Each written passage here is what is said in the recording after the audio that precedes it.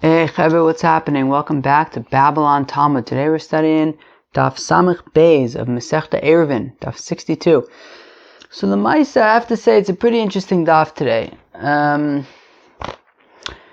It talks about, so let's do an overview. So making an Ayruv in a chutzner with a Gentile. Now, it's interesting, I was talking to my friend about this the other day on Yontif. I stopped by his sukkah, the Maisa. And we were talking about, we're starting the 6th parak over here, so which is also exciting, halfway through Ayruvin and Prakim. Anyway, so what if you go to a hotel, right? So a hotel, obviously in your room, it's your own Rosh Hashanah, but what if you go out to the hallway? That's kind of a shared space, even if you're the only Yid in town, right? But you're sharing space. So we're going to learn about that. So you have a chotzer, you have a shared space, and you're sharing it with a Gentile. How does that affect the halachas of Ayruvin? Renting chutzner space from a Gentile, right? So, Lemaisa, the solution is you gotta basically rent his space from him, and then if you rent his space, so then you can use it. Okay, and then we get into Rameir's opinion on living with a Gentile in the chatzer, and also the implications of that. So that's really the shaila over here is constructing a chatzer when it's not only Yidden around. Interesting. Chevra, we begin with the Mishnah at the bottom of Samach Aleph Mud Beis with the new parak Hadar.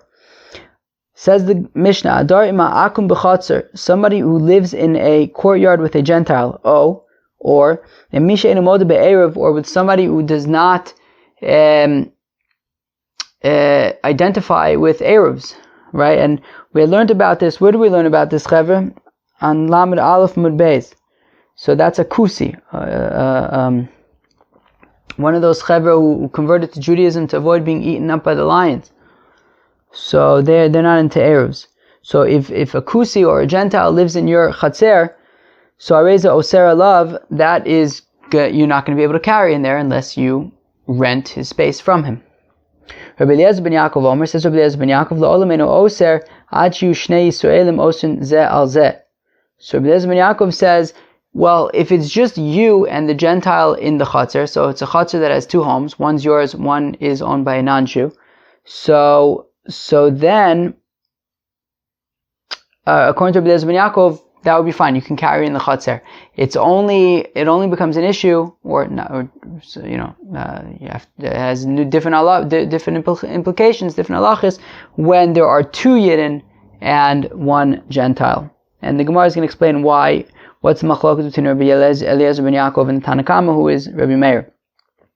Rabbi Gamliel says, Rabbi Gamliel, Maise b'tzduki echad shayadar imanu b'mavoi b'Yerushalayim, that there was a story with a certain tziduki who lived with us in our mavoi in Yerushalayim. Okay, so I guess in Jerusalem they had a mavoi, and there was one chatzer belonged to Rabbi Gamliel and that family, and then there was another chatzer that belonged to a tziduki. Now, as Rashi points out, tzidukim, right, in the Rashi Dibur Maschum, Maise b'tzduki echad, second 2 lines into the Rashi says, Aval tziduki Yisraelu, a tziduki is a yid, v'nefach leminus, but he went and got involved in minus, in maybe Christianity, but he says, ve'eno modeh b'torah sheba'al peh. He doesn't follow the Torah Sheba'al Peh, and Ayruv isn't written in the Torah, so he doesn't hold of Ayruvs. So Amar Gamliel. So now, what's interesting about this is he's Jewish, right? So he's not a goy. He's not a Gentile, and he's not a kusi either, right? Kusis were iffy, kind of. It was unclear if they were proper converts because they would still be Oved Avodah Zarah and things like that. But a tzeduki is a Jew. He's a Jew that has opinions that may be different than ours in terms of Torah Sheba'al Peh, but he's a Jew. So Rabbi Gamliel says, that there was a story with a tzeduki who lived with us in a mavoi in Jerusalem. And my father, who is Rabbi Gamliel's father? Rabbi Shimon ben Gamliel. So he said to us, Maru v'otziu. Now, one second, there were two Rabbi Shimon ben Gamliels. Rebbe's father was Rabbi Shimon ben Gamliel. Rebbe's father was Rabbi Shimon ben Gamliel. Rebbe's grandfather was Rabbi Gamliel. And then Rabbi Gamliel's father was also Rabbi Shimon ben Gamliel, because Rabbi Gamliel's grandfather was Rabbi Gamliel HaZaken. And guess what? Rabbi Gamliel HaZaken's father was also Shimon. and that Shimon was the son of Hillel. Hakopanim. So Rabbi Gamliel was saying to his father, the first Reb Shimon ben Gamliel, okay, who according to Rashi and Daf Tezvav Masechta Shabbos was the Reb Shimon ben Gamliel from the Ayruvin Malchus that we learned, that we read in Shul on Yom Kippur, or in my case in a tent. There was Rabbi Eliezer ben Yaakov and Rabbi Shmuel Kohen Gadol, I think it was, that they were killed together. But my father seems to think that the Reb Shimon ben Gamliel from the Ayruvin Malchus was Rebbe's father. All right. So Rabbi Gamliel's father said, "Maru v'otziu es hakelim lemavui." Go and take out some stuff, some vessels to the mavui. Ad shelo yotzi ve'aser aleichem. Interesting. So Rabbi Gamliel is saying that they had this mavui in Jerusalem, and then his father would instruct them immediately after Shabbos began, take some stuff out to the mavui, into the mavui, right? So basically, so what happened was that this tzeduki was mivatal as rishus to the family of Rabbi Gamliel, okay? And since it's tzeduki, he was a yid, he was mivatal as rishus. He just said, look, I'm not going to use the mavui. So if he's not interested in using the mavui, so then the Rabbi Gamliel's family can use it. But Rabbi Gamliel's father said, rush out and bring some stuff out to the mavui to make a chazaka there immediately after Shabbos begins, before he takes things out and basically undoes his having been mivatel, his rights to it. So apparently Rabbi Gamliel says that would be what you do in that case, make a chazaka on the mavui immediately when Shabbos begins. And then even if afterwards the tzeduki takes his stuff out to the mavui, it's too late. Rabbi Gamliel, his family already made a chazaka there, which is interesting. I can't say I fully understand how it works, but maybe the Gemara is going to get into it some more. Rabbi Yehuda Omer says, Rabbi Yehuda b'lashon acher, slightly differently, he says, Ma'aru v'asut tzarkeichem b'mavui, ad shelo yotzi v'yaser aleichem. You got to do some activities in the mavui before Shabbos begins. Not after Shabbos begins like Rabbi Gamliel was doing, but you got to, I don't know, maybe make a barbecue there before Shabbos begins, and then that is how you would prevent the tzeduki from being able to prevent you from carrying in the mavui. Hopefully the Gemara will get into more detail about how exactly this works. Says the Gemara at the top of Samach Beis Amud Aleph, Yosef Abaye bar Ovin, Rav Chinana bar Ovin, v'Yosef Abaye gabayu. Okay, so Abaye bar Ovin and Rav Chinana bar Ovin were sitting and they were learning, and Abaye was with them. Vika Amri, and they were saying, right, Abaye bar Ovin and Rav Chinana bar Ovin were saying, Bishlam Rabbi Meir. They say, okay, I get Rabbi Meir's opinion. What was Rabbi Meir's opinion? Rabbi Meir's opinion, right, he was a Tanakama who said that when you have one yid who lives in a chutzner with a Gentile, so he's going to have to rent space from the Gentile if he's going to want to carry, if the yid is going to want to carry in the chutzner on Shabbos. So I understand Rabbi Meir's opinion. Kasavar diras ovid kochav mishma dira.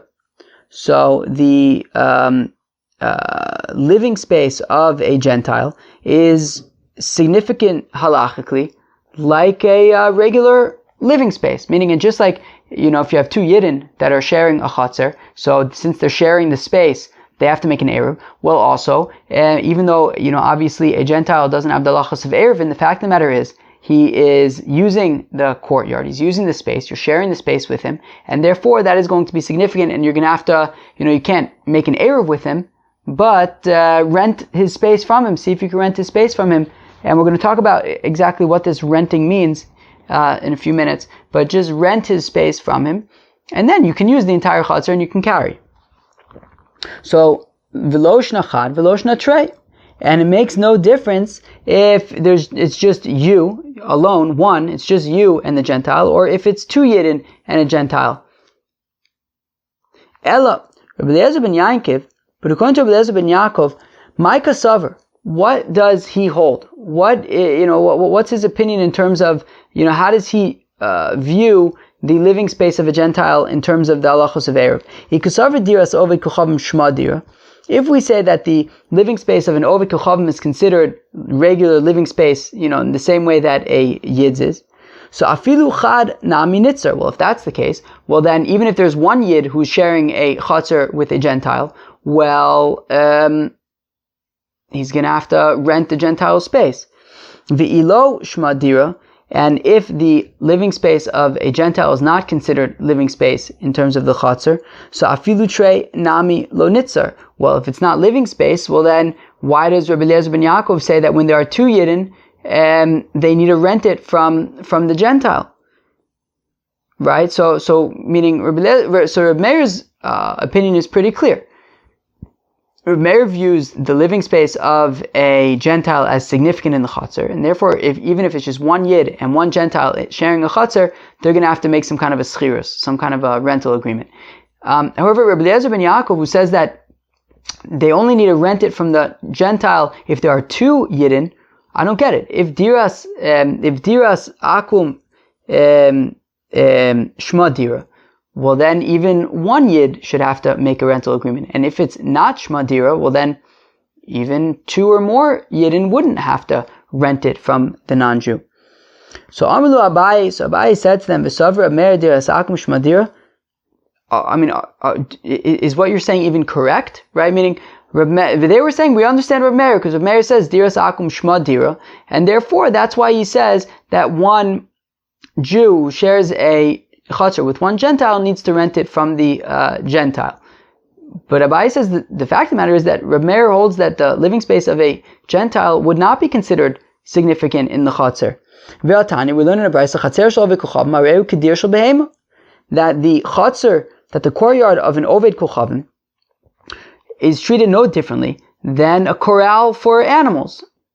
Meaning, we're not going to treat it like a member of the chatzar and that you would have to make an Ayruv with him. Well, he says you have to make an Ayruv, but we wouldn't treat it like, we wouldn't consider it Shmei Dira, right? We would consider it like a corral of animals. So therefore we have to understand, so Abaye bar Oven, Rav Chanina bar Oven, they wanted to argue that that Reb Meir's opinion is that diras akum shma dira, and for that reason you have to rent it from him even if it's just one person. Abaye says the fact of the matter is that Rabbi Meir says that diras akum lo shma dira, and therefore we have to figure out why Rabbi Meir would say therefore that the Jew would have to rent it from the Gentile if after all the living space of the Gentile is not considered significant living space in the chatzar. So then why does Rabbi Meir require the Jew to make a rental agreement with him? And then maybe that has implications also for Rabbi Eliezer ben Yaakov's opinion. So everyone agrees, both Rabbi Eliezer ben Yaakov and Rabbi Meir agree that the living space of a Gentile would not be considered regular courtyard living space in terms of having to make it wouldn't be considered regular courtyard living space. And the question is, how come you have to rent it? The machlokas between Rabbi Meir and Rabbi Eliezer ben Yaakov is about the gezerah, the safeguard, about the Chacham didn't want the Yidden to learn from the ways of the non-Jews. And Rabbi Meir and Rabbi Eliezer ben Yaakov are arguing about that gezerah. Rabbi Eliezer ben Yaakov savar kevan do v'kocham chasher ashfichus damim, that Rabbi Eliezer ben Yaakov holds that since a non-Jew we're concerned that maybe he's going to kill people, maybe he's a murderer. So trei d'shchiche d'daire gazubru. So you wouldn't have a situation where it's uncommon for one Yid to live in a chatzar with one Gentile. So therefore the Chacham didn't have to make a gezerah for just one Jew living in a chatzar with one Gentile. But right, trei d'shchiche d'daire gazubru. But two Yidden, who it's more common that they would share a chatzar with one Gentile, so the Chachamim made a gezerah that if you're going to want to carry in that chatzar, you're going to have to rent out his space from him every single Friday so you can carry in your chatzar.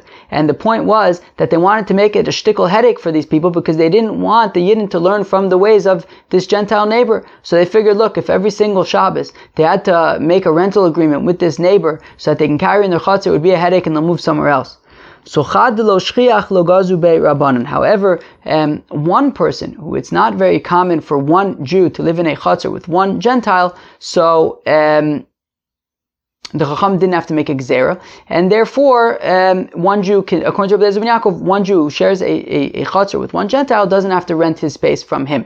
So therefore, we see that both Rabbi Eliezer ben Yaakov and Rabbi Meir agree that the living space of a non-Jew in the chatzar would not be considered just regular chatzar living space, and from that perspective, we wouldn't have to, figure out how we're gonna work with him in the Ayruv and make a rental contract. However, there is something else at play. And what that thing is that we're concerned that the Chacham were concerned that we don't want the Jews to learn from the ways of the Gentiles, and therefore they kind of made it more difficult to share a space with a Gentile, because you have to rent his property from him every Friday, and therefore you'll move somewhere else. And according to Rabbi Eliezer ben Yaakov, that was really only an issue when there were two people, because two people would share a chatzer with a Gentile, but one person wouldn't share a chatzer with one other Gentile. Reb Meir Savar, and Reb Meir holds Zimnin Demikre V'Dayer. Reb Meir says, look, sometimes it happens, L'maisa, that you have one Jew living in a courtyard with one Gentile, and therefore even one Jew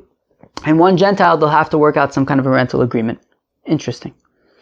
V'amar Rabbanan, the Rabbanan said, Ein Ayruv Mo'il B'makom Akum. So the Chacham said that you cannot make an Ayruv with an Akum, right? So therefore, if you had an idea like, well, there's two Yidden in this Chatzar and one non-Jew in this Chatzar, why don't we just all make an Ayruv together? The non-Jew will bring some bread, we'll also bring some bread, we'll make an Ayruv. No, that doesn't work. Vein bittul rishus mo'il b'makom akum. And also, a non-Jew can't just say, okay, I'll be mevatel my rishus, and it'll be like I'm giving over my ownership to my stuff to you guys, and therefore you guys can carry. No, that being mevatel doesn't work when it comes to a non-Jew. When it comes to a Jew, it does, right? We had said that if there were 5 Jews in a chatzer and one of them forgot and didn't join in the Ayruv, so he can be mevatel his rishus, and then they can carry. But a non-Jew cannot. Ad sheyaskir, the non-Jew would have to rent out his property to the Yidden. So if you have 2 Yidden in a courtyard and 1 Gentile, so the Yidden would rent the Gentile space from him, and then they would be able to make an Ayruv and carry in the Chatzar. Ve'akum lo moger. But the Gentiles don't really like to rent out their space. My time, how come? If you're going to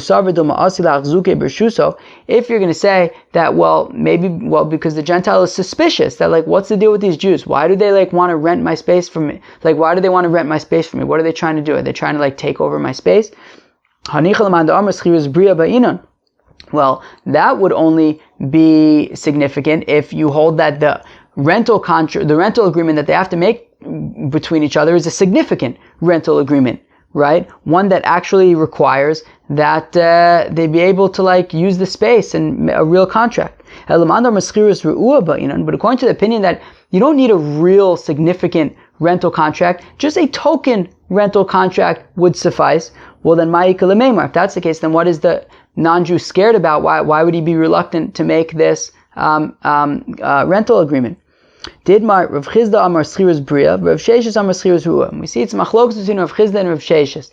Rav Chizda says that we require a significant rental agreement, and Rav Sheshes says that we require simply a token rental agreement. My Ruah Umay Bria, what is this token rental agreement, and what is this significant rental agreement? Ilema Bria Bepruta, if we say that a significant rental agreement is so when we're talking about value of at least a pruta, re'ua b'pachos mishvei pruta, and a token rental agreement would be if we're talking about value that's less than a pruta's worth.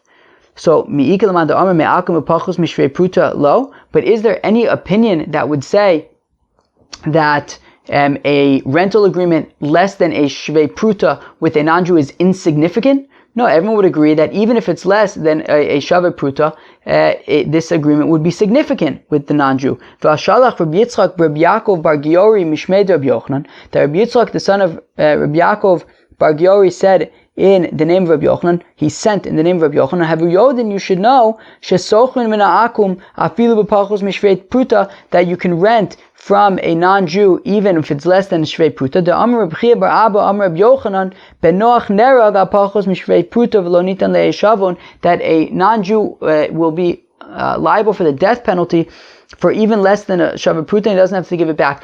The 7 mitzvos b'nei Noach, right? There are 7 Noahide laws that the non-Jews have, and the interesting thing about those laws is that if they violate it, there's one punishment, and that involves death. So, if a non-Jew steals even less than a Shaveh Pruta, so he's going to be chayev misa, and he doesn't return it. Rather, he just gets killed. He returns his soul. and that would be even if it's less than a shavet pruta, because the assumption is that a non-Jew would be makpid, he would care about less than a shavet pruta. So therefore we can't say that a token rental would be if it's valued at less than a pruta, because non-Jews would consider less than a pruta to be significant. Ella bria, a significant rental agreement would be b'moharke va'avurgene, if we're talking about benches and chairs, meaning that part of the agreement is that the Jews would be able to mamish put their stuff in the non-Jews part of the chatzer. Ra'ua, a token rental agreement below mohar kevav organ, it would be an agreement that does not involve actually using the space, right? So a significant agreement would mean that the Jews are literally renting the space of the non-Jew, and they could move in and put their stuff there and use his space for Shabbos. Whereas a token agreement would be that would mean that I don't exactly know all the details of what this agreement would be, but the non-Jew would still maintain access to his space, and the Jews would not be able to use his space. That would just be a token agreement. So going back to our original question of why the non-Jew would be reluctant, would not be excited about making this rental agreement with the Jews. So if you say that you have to make a significant rental agreement, well, I understand why he would be reluctant. Every single Shabbos, every single weekend, these Yidden are coming and sitting on his lawn. But according to the opinion that all you need is a token agreement and token rental, and even after they make this token rental agreement, the Yidden still can't sit on the lawn of the non-Jew, well then Michael Meimer, what's his problem? So but even so, the non-Jew still feels uneasy about the Jewish witchcraft, and he's going to not want to rent out his make a rental agreement with these Yidden. Gufa, we said earlier, hatzeiros shel ovei kochavim harehu kedir shel behema u'mutar lachnis lotzi min hachatzer lebatim u'batim l'chatzer. Let's read that again. Hatzeiros shel ovei kochavim. So a chatzer ovei kochavim, which is interesting. So basically, let's say you have this chatzer, and in the chatzer live, I don't know, let's say 2 non-Jewish families. There's 2 homes in the chatzer, and they're both owned by non-Jews. And Ruvain, or no, let's not call him Ruvain, let's call him Moishele. Moishele, he's friends with these non-Jewish people, and he wants on Shabbos to go visit his friends. So interestingly, he can go into the Chatzar, and once he's in, he goes to his friend's house, and he could be taking things from the house to the Chatzar, from the Chatzar to the house, even though obviously they didn't make an Ayruv. But as we're saying, Chatzer shel ovei kochavim arehu kedir shel behema, that we treat, in terms of Ayruv, we treat the courtyard of a non-Jew in the same way that we would treat a corral of animals. And umutar lachnis lotzim min chatzer lebatim, and you'd be able to, even without an Ayruv, take things from the chatzer into their houses, umin habatim l'chatzer, and from their houses into the chatzer. V'im yesham Yisrael echad oser divrei Meir. However, if there are 3 houses over there, 2 of them are owned by non-Jews, and then a Yid moves into the 3rd one, well, now all of a sudden Moishele, when he goes to visit his non-Jewish friends, is unable to carry from the house into the Chatzar, from the Chatzar into the house. That's Reb Meir's opinion. Rabbi Eliezer ben Yaakov Omer, says Rabbi Eliezer ben Yaakov, L'olam eino oser, ad shiyu shnei Yisraelim osum ze al ze. Rabbi Eliezer ben Yaakov says, no, that would be fine. Moishele could still carry in and out of his friend's house. But if there would be 2 Yidden that move into town, 2 houses owned by the Yidden in town, well then, Moishele can no longer carry from the house into the Chatzar, and vice versa. Omar Mar, we just said, Chatzer shel akum harehu kedir shel behema, that the courtyard of a non-Jew is like a dir shel behema, meaning that if you have a bunch of non-Jews that live in a courtyard, then Moishele can go visit on Shabbos and take things in and out of the courtyard. However, if a Yid moves into town, then Moishele can no longer carry things in and out of his non-Jewish friend's house anymore. That's Reb Meir's opinion. The implication being that the inverse would not be the same. I.e., if you have a bunch of Yidden who live in a courtyard, and then you have one non-Jew who moves into the courtyard with them, they would still be able to continue making an Ayruv and carrying in the courtyard even though the non-Jew moved in. And the Gemara says, but didn't we learn in our Mishnah that if there is a non-Jew who lives in the Chatzar with the Jew,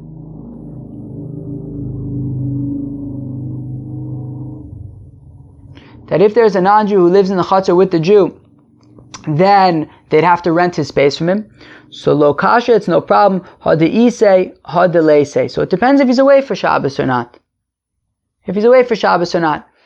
If the non-Jew is away for Shabbos, well then the Yidden can continue to make an Ayruv, and it's not a problem that one of the homes are owned by a non-Jew. But if he's there for Shabbos, well then they're going to have to rent the space from him. Umay kasaver, what I don't understand, what's pshat? Right? Because we said that when you have a city, when you have a chutzner that's owned by non-Jews and one Yid moves to town, so we're saying that Moishla can no longer carry in and out of his friend's house, even if that Yid is away for Shabbos. And we're saying that when it's the inverse, when you have a bunch of Yidden in a chutzner, and then you have a non-Jew who moves in, so then if he's away for Shabbos, then the Yidden can continue making an Eruv. So what's the difference between the two? Why when the non-Jew goes away it's significant, when the Jew goes away it's insignificant? If you say that when you have somebody who owns a house and then he goes away, so then it's then it's not considered like he's there. So afilu akum nami nitzar. Well, if that's the case, I'm sorry. If we say that a house whose owners went away, so there's no owners there, shma dira, it's still considered significant. It's still considered, living. Then, that it's owned by this akum and we take him into account. Safilu, or the owner. Safilu akum nami nitzar. Well, if that's the case, when the non-Jew goes away for Shabbos, still they shouldn't be able to just make an Eruv and not take him into account. And if you say that if you have a dira, a home, that the owners went away, it's not considered a living space, and that, it's not considered like he owns it, and we don't have to take him into account. And that's why when the non-Jew goes away, we don't have to take him into account. Well, afilu Yisrael nami lo nitzer. Well, then, even the Jew as well, when he goes away for Shabbos, you shouldn't have to take him into account. So if you have all those non-Jews who live in a chutzner, and then the Jew moves in, but he goes away for Shabbos, Moishla should be allowed to carry in and out of the house. So the Gemara says, "La'olam k'sav dir b'lo bailim lo shmadir." So really, Reb Meir holds that when you have a home and the owner goes away for Shabbos, well then we don't have to take him into account. V'Yisrael. Well then, okay, so why when the Yid goes away do we still have to take him into account? D'chi isei osar, that when the Yid is there, meaning when he's there for Shabbos, so Mamish, you have to make a Ayruv with him, because we say that diras, the dira of a Yid is considered a dira, and therefore you have to include him in the Ayruv. Right? So kileise gazu be'rabanan. So even when he goes away for Shabbos, still the rabbis say that you have to take him into account, you won't be able to carry. However, let's go weiter for a second. But the non-Jew, when he's there for Shabbos, you have a bunch of Yidden who live in a courtyard, and the non-Jew is there for Shabbos. We said that diras akum lo shmei dira. Right, the living space of the non-Jew from a Ayruv and Chatzar perspective is not considered dira. And gezerah shemayilma mimaisav, the only reason why we have to rent the space from him is because of that gezerah, that we didn't want the Yidden living and learning from the living with and learning from the non-Jews. So therefore they had them make this Ayruv. Well, then it's not, so me'ikar adin, right? Diras akum lo shmei dira, and you don't have to include him in the Ayruv or really rent the space. It's only a gezerah that we don't want you to learn from him. But if he's away for Shabbos, don't worry about it, right? So ki isei asar, ki leisei lo asar. When he's there, so then you have to rent the space. But if he's away for Shabbos, you don't have to rent the space. V'chi leisei lo asar. But when he goes away for Shabbos, then you don't have to take him into account. Ve'atnan. But we learned in the Mishnah. We learned this. Where do we learn this?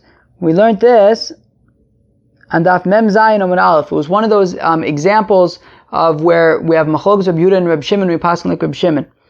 Hamaniach es beiso v'halach lo lishbos be'ir acheres. So if somebody leaves his house to go to some other house for Shabbos, echad nachri v'echad Yisrael oser divrei Reb Meir. Reb Meir says that whether this person who goes away is a Jew, whether he's a non-Jew, he makes it osir, and you won't be able to carry it if you didn't in the chutzner, if you didn't rent it from him. So my answer is hasam da'asi biyome. Over there, it's talking about where the non-Jew is going to come back on Shabbos, and since he's going to come back on Shabbos, you're going to have to rent the space from him, and if you didn't, then you won't be able to carry. But if he's not planning to come back on Shabbos, well then you the Yidden can just make an Ayruv themselves. Amar Rav Yehuda Amar Shmuel says, Rav Yehuda in the name of Shmuel, halacha Rabbi Eliezer ben Yaakov, that the halacha is like Rabbi Eliezer ben Yaakov, that you only have to rent the space from the non-Jew once there are 2 Yidden in the Chatzar. Rav Huna Amar Minig Rabbi Eliezer ben Yaakov. Rav Huna says that the minhag is like Rabbi Eliezer ben Yaakov, i.e., that, the halacha, if we say like Rav Yehuda in the name of Shmuel that the halacha is like Rabbi Eliezer ben Yaakov, well then we would mamish teach it in the shir to thousands of people that the halacha is like Rabbi Eliezer ben Yaakov. However, if it's like Rav Huna that the minig is like Rabbi Eliezer ben Yaakov, then we wouldn't say in the shir to thousands of people that that the halacha is like Rabbi Eliezer ben Yaakov. But if you came to ask, we would tell you that the halacha is like Rabbi Eliezer ben Yaakov. Rabbi Yochanan Amar Noagu Am Rabbi Eliezer ben Yaakov. Rabbi Yochanan says that it's not even a minig to say that it's like Rabbi Eliezer ben Yaakov. And if you asked us, we would tell you to do like Rabbi Meir, that even one person one yid sharing a chatzar with a non-Jew would have to rent the space. But if people did like Rabbi Eliezer ben Yaakov, and if there were one person in the chatzar, they didn't rent the space, it's okay. Fine. I think I'm going to stop over here, even though we still have a few lines, but there isn't really an amazing stopping point until next page, and we'll start with this tomorrow. That was Daf Samach Beis of Masechta Ayruvin. I think there was some interesting stuff there. I don't know. So anyways, making an Ayruvin a chatzar with a Gentile. So the reason why you have to rent the space, interestingly, is because of some concern about learning from their ways. The Chacham didn't want the Yidden sharing a space, a chatzar with the Gentiles. They didn't want the Yidden learning from the ways of the Gentiles. So they said, why don't we make a headache for the Yidden who live in the chatzar so that they want to move out. Rabbi Eliezer ben Yaakov says 2 people living in a chatzar with Gentiles, two Yidden living in a chatzar with Gentiles is more common, and therefore the gezerah is only when there are 2 people living in the chatzar with Gentiles. But if it's 2 Yidden living in the chatzar with a Gentile, but if it's only 1 Yid sharing a chatzar with a Gentile, so then you wouldn't have to rent his space. Rav Meir says even 1, because it happens that that 1 Yid shares a chatzar with a Gentile. Then we talked about renting this chatzar space from this Gentile. So if Chizda says it has to be a significant rental, and we said that significant means that you have to be able to then on Shabbos, mamish, set up your lawn chair on his front lawn. Whereas if Sheshet says no, it just has to be a token rental agreement. But even after the agreement, the non-Jew would retain rights to his space. Then we got into Rav Meir's opinion on living with the Gentile in a chatzer. So when the Gentile is there for Shabbos, well then you have to rent his space from him. If he goes away for Shabbos, so if he's planning to come back, well then you will have to make sure that you rent his space from him before Shabbos. If he's not planning on coming back on Shabbos, well then the Yidden can just make an Ayruv among themselves, and that would be significant. That was Daf Samach Beis of Masechta Ayruvin. Hope you enjoyed it very much. Peace out.